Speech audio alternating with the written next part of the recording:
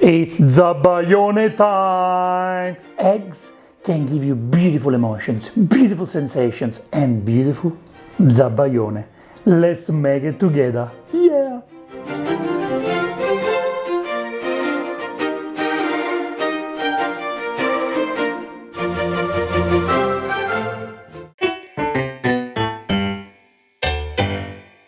Hi and welcome to Vincenzo's Plate, the place where you get to learn how to make delicious Italian recipes in your own kitchen, and you learn how to make Zabaione. I called my nonna and I said to Nonna, Nonna, I need the recipe for Zabaione, the same way my great-grandfather used to make it. I grew up with my great-grandfather, great-grandmother, grandparents and my parents, and trust me, my great-grandfather used to make the best Zabaione with fresh eggs from his chicken.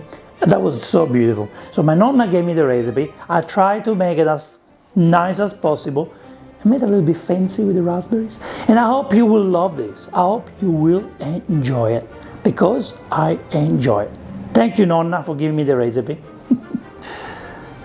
To make Zabaione, we need 5 nice eggs. And I'm using fresh farm eggs. They must be beautiful eggs. Then I'm using 70 grams of white sugar, but you can use brown sugar if you like, or any other sugar. And I'm using 90 ml of marsala. If you don't have marsala, you can use a sweet wine. If you don't have a sweet wine, you can use limoncello.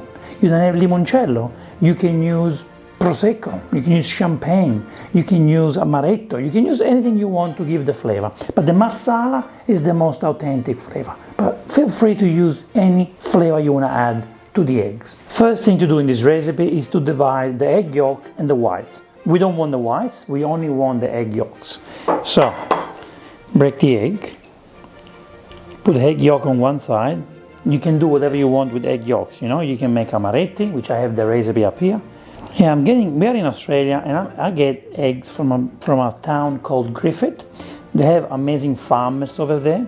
So 5 eggs should be about 100 grams, but it really depends on how big your eggs are. Now we want to cook our eggs using the bagnomaria method. So what we need to do is we need to put water in a pot, okay? And then we put a Pyrex, or you can use a stainless steel bowl. And we want to put it right in there. But as you can see here, I want you to see the water, see the water there? The water should touch just the bottom part. So if you're using a stainless steel, try to understand what it is. I'm using a clear Pyrex, so I can see where the water is. See that? Right at the bottom. So turn on the stove and let's bring the water to boil. In the meantime that we wait for the water to boil, we get whisk. We put the eggs in the bowl and we start mixing them. Beautiful, look at the color. Look at this beautiful color of the eggs. I want the Zabaione to be very nice, bright yellow color. You know, I want the real eggs for this. So what we do with the whisk, whisk, whisk, whisk. As we whisk, which we need to do for about 5 minutes, guys, so this is better than the gin. We're gonna add the sugar, a little bit at a time. Whisk, whisk, whisk. Add the sugar, a little bit at a time. So yeah, I want my sugar to completely melt in the eggs, okay? So by doing this, we are going to do the first step of a Zabaione, which this step is very, very important, okay? If you don't want to use your hand, you can use a hand mixer, but come on guys, you can do that before you have the Zabaione. The beauty about the Zabaione, it can be done in 10 minutes. You can serve the dessert freshly made on the spot, which is beautiful. When I was a kid, I spent time with my great-grandfather. I loved him so much. And for breakfast, he would make me Zabaione with milk. So he used fresh eggs from his chicken, freshly made eggs, and would make this for breakfast. And then he would add honey and milk. My question is, did my great-grandfather, his name was Tobias, did he actually put marsala in it? That's a very interesting question. I wish you can tell me. Maybe that's why I am so crazy, because of this Zabaione I grew up with. The importance of the creamy eggs. We need these eggs to be so creamy simply because it doesn't turn out the Zabaione if it's too runny. This needs to be creamy because when we start doing the Bagno Maria technique, we're going to add the marsala in there, which is, you know, runny, liquidy. So we don't want this to become extremely runny, you know. As you can see, the eggs, it's creamy enough, it's good. After about 5 minutes, this is what I got. See, this is what I've got, which is pretty good. So what we're gonna do now is we are going to put this in the pot, cooking a Bagno Maria. All right, now it's time to cook the eggs. As you can see, the water is boiling, just water. What we do, we're gonna place the bowl on top, and that's how we start the Bagno Maria technique. I believe in English it's called bain marie, maybe it's French. And we stir like this. We add, look at the beautiful eggs, look how beautiful those eggs are. We add a little bit of marsala in there. So we do half marsala right now. We mix. We want to make sure the marsala goes everywhere, gives the flavor. But again, you can use whiskey. You can use any type of flavor you want to add to this, okay? You can add vanilla if you want, you know?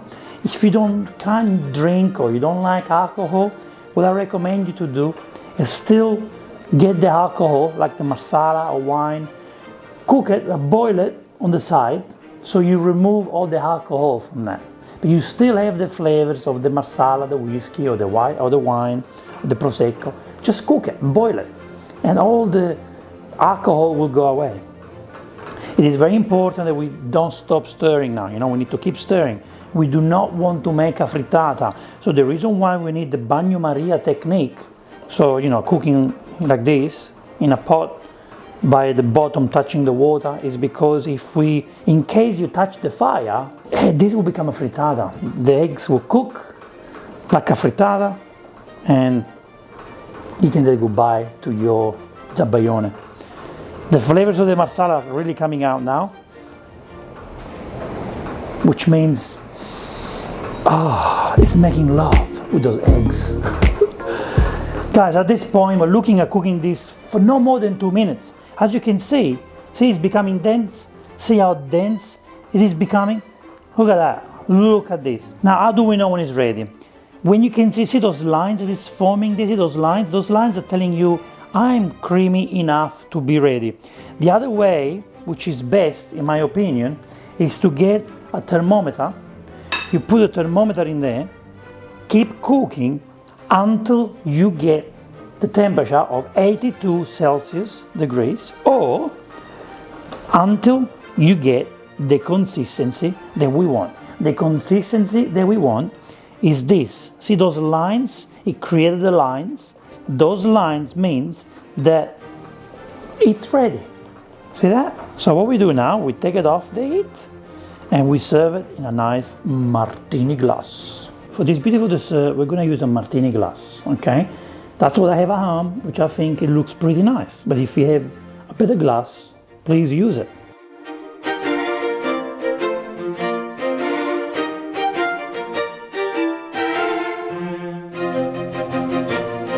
Now we do want the Zabaione to look extremely sexy in the martini glass, okay? So, let's put the Zabaione in there.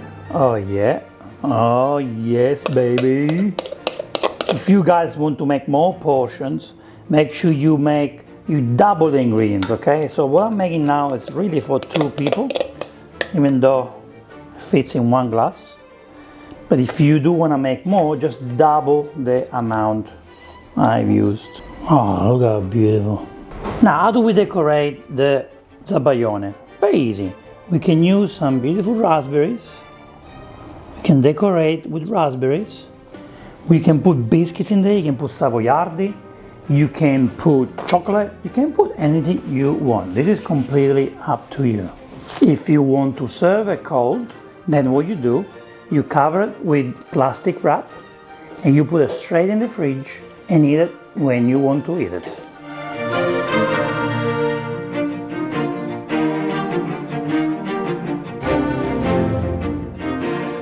You know what time it is? It's time to eat! It's the best time of the video recipe!